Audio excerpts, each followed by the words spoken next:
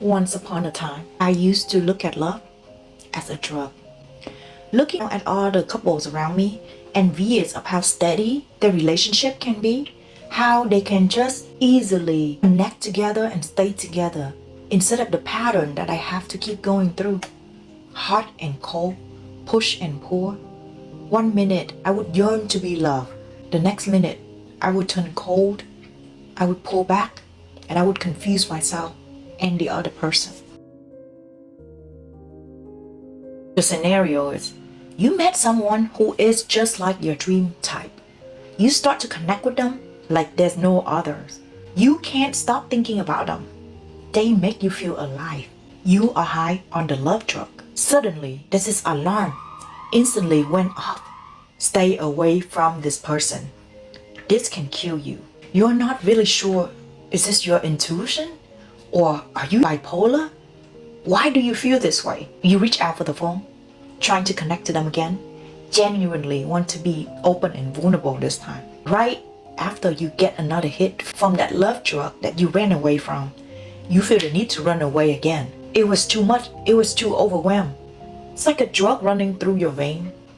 But then just soon after that, you start to feel this withdrawal feeling, anxiousness in your stomach that is telling you, you might get overdosed and die from this. You need to get out right now. You back up, shut down, and turn cold. If this is how you feel when you get into a relationship, I just want to let you know that you are not alone. In this video, I will explain to you about a condition that you might have. Fearful Avoidant Attachment style, which make love look like a drug instead of having a healthy relationship with love. I will not get you unhooked from this love drug.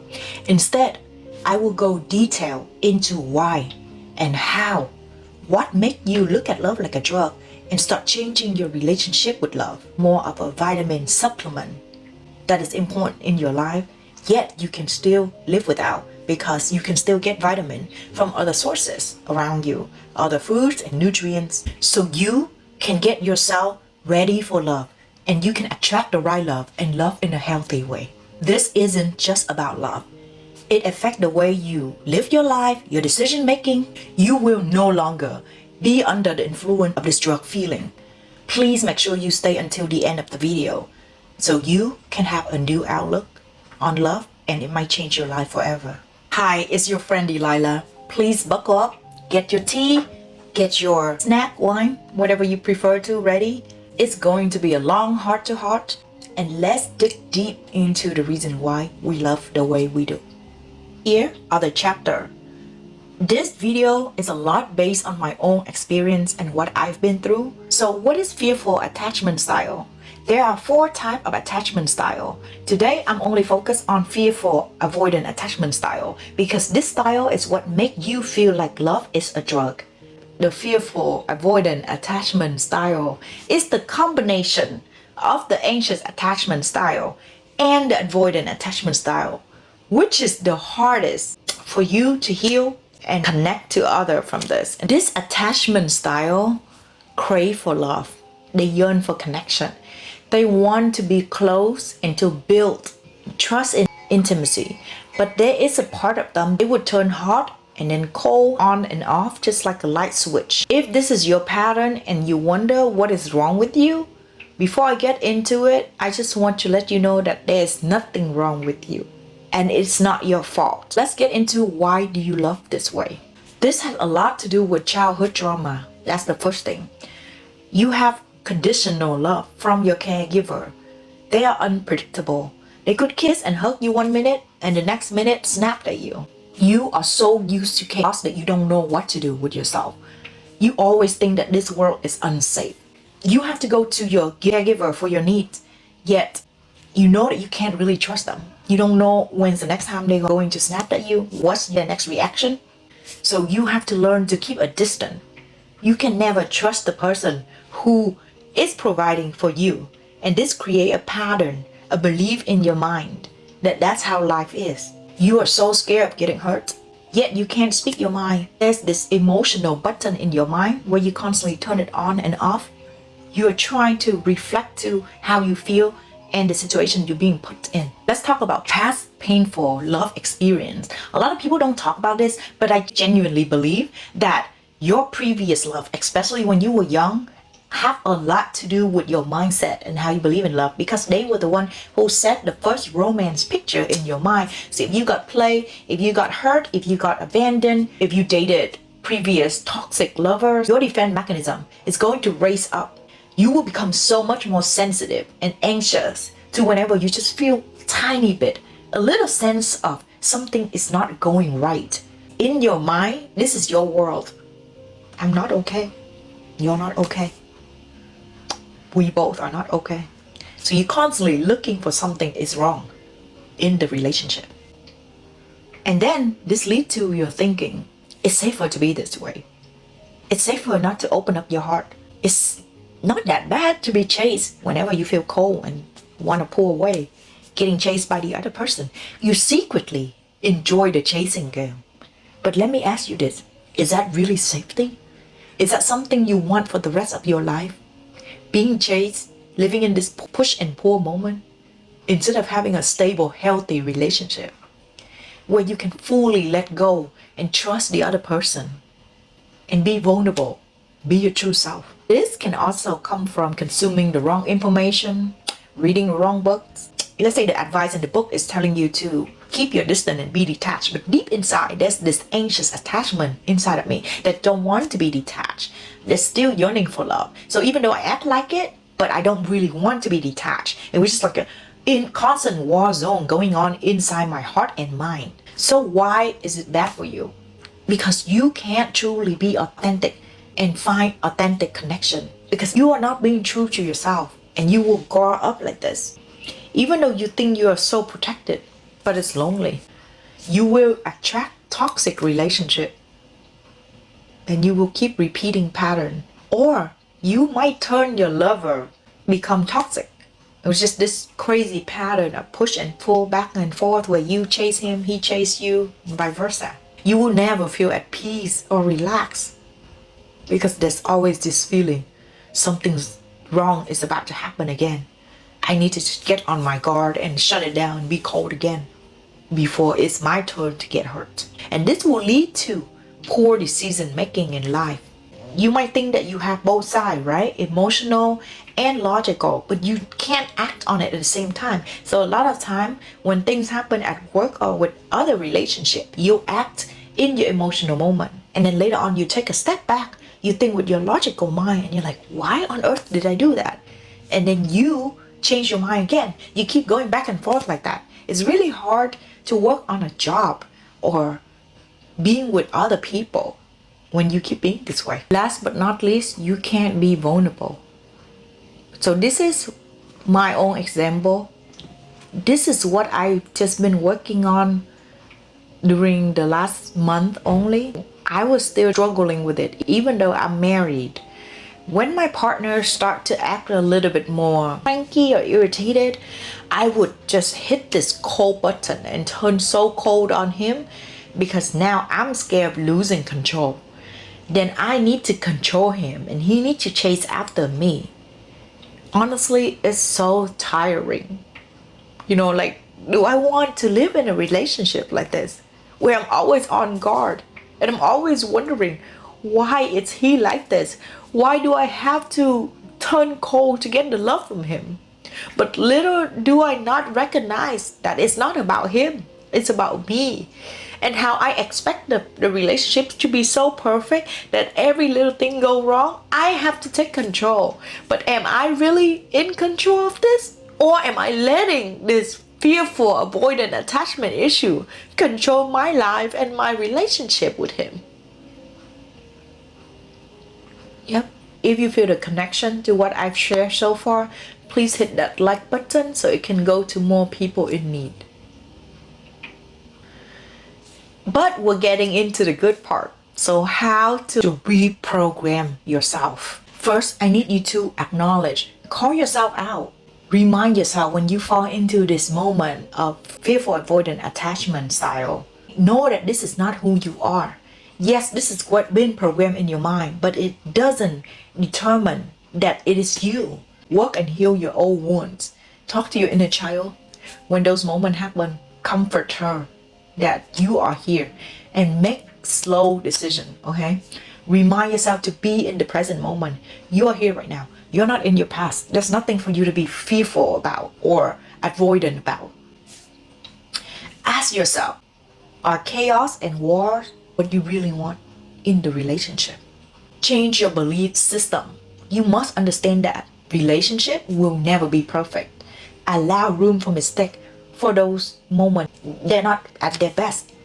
And don't take that as, oh my God, I gotta turn cold again. I gotta hit that button.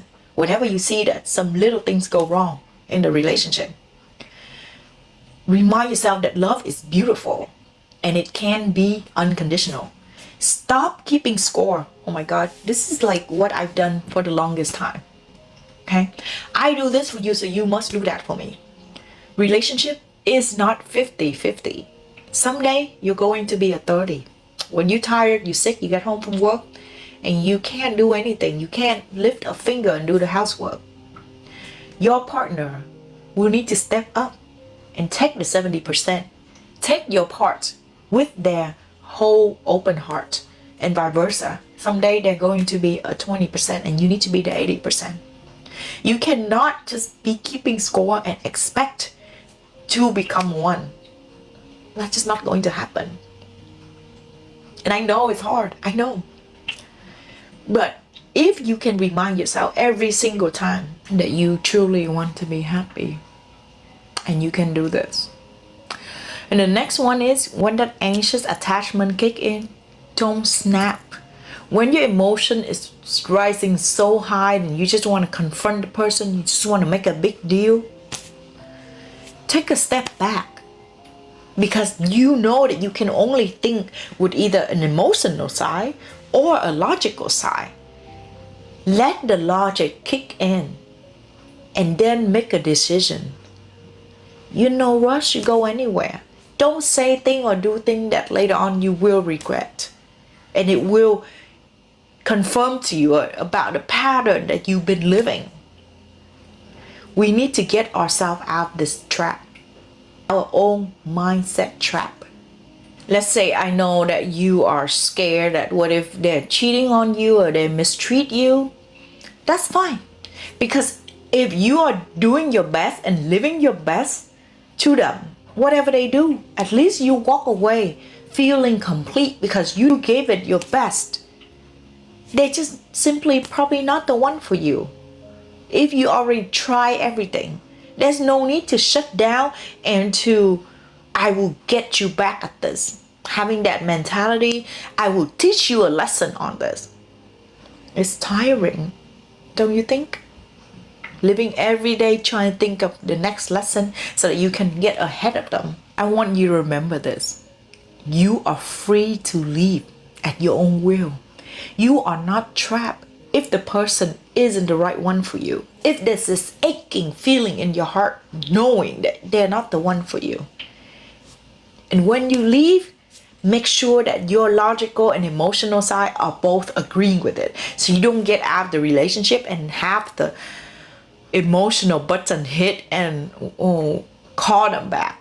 And then knowing that you are making the wrong decision. You're not responsible for anyone else's life but yours. This is the case where when you see your girlfriends or even yourself, people think that this girl is so logical. She understands the toxic pattern of relationship. She knows all of it, but yet she keep go back to the toxic guy. And it's confusing. Or vice versa. He keep going back to the toxic girl. He can do a lot better. Because he know that the person is toxic, yet he can't get himself up. Because he think he's trapped, but he's not. You know, it's hard to move, but you're not a tree. You can move. I wish somebody would teach me this way younger, then I would not waste a lot of time in relationship. I would really be like the advice that I've been giving you guys on this channel, where I can just go out and explore myself instead of being in a relationship and trying to make things work when I know that they're not the right fit for me. It's just the glove is like a side extra large or extra small, and my hand is a medium. It's just never going to fit. How am I gonna make it work? Don't hurt yourself. Don't hurt yourself in this process trying to change for somebody else. This is what you used to. This is how you were brought up when you were growing up. They're not your caregiver. You are your caregiver. You need to give your inner child the caregiving that is lacked. Another thing I like to add is boundary. As fearful avoidant attachment, we usually are too scared to set boundary until it's too late.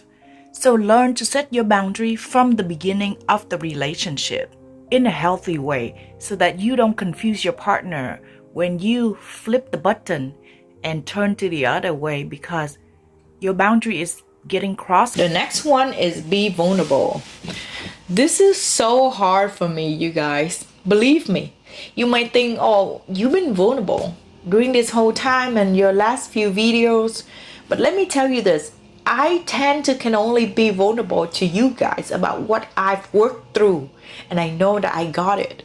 But if there's some darkness inside of me, there's some part of me that still hasn't healed, there's no way I can bring it out and talk to you guys about. Because there's this part in me that's scared of being judged. Maybe I judge myself. Maybe I look for so much perfection that I tend to can't be vulnerable. But you know why this is so important? Because fearful avoidant attachment style, they seem to can only connect to the person that they in the relationship with and tell them a lot. That is why it's harder for them to move on versus any other attachment style.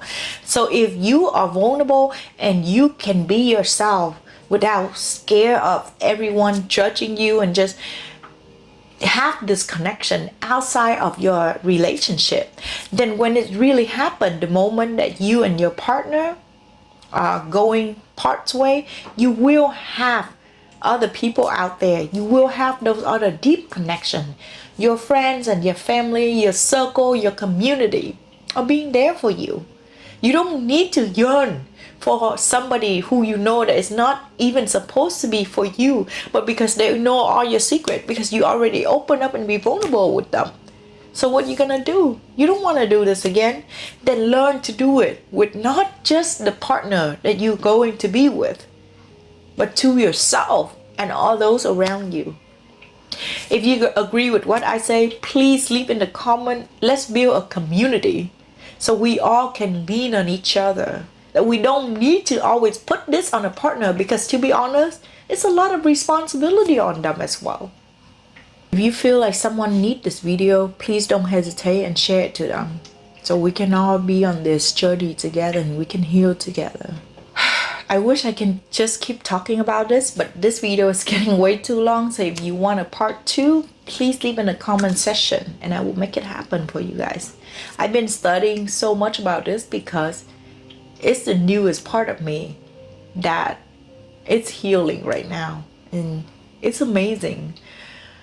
I was crying in bed last 2 weeks because this is the first time that I know what is wrong with me and why am I the way I am. It was tough at first, but later on, the next decision in life or everything I make seemed to be a lot easier. And when I don't see a text back from someone, I'm not freaking out anymore, because I know that it's my attachment, it's my anxious attachment kicking in. And when I want to make decision, I think twice. Is this I'm thinking with my avoidant attachment style, am I thinking with the emotion of the anxious attachment style? So I'm able to step back and really look at the big picture now. It feels good.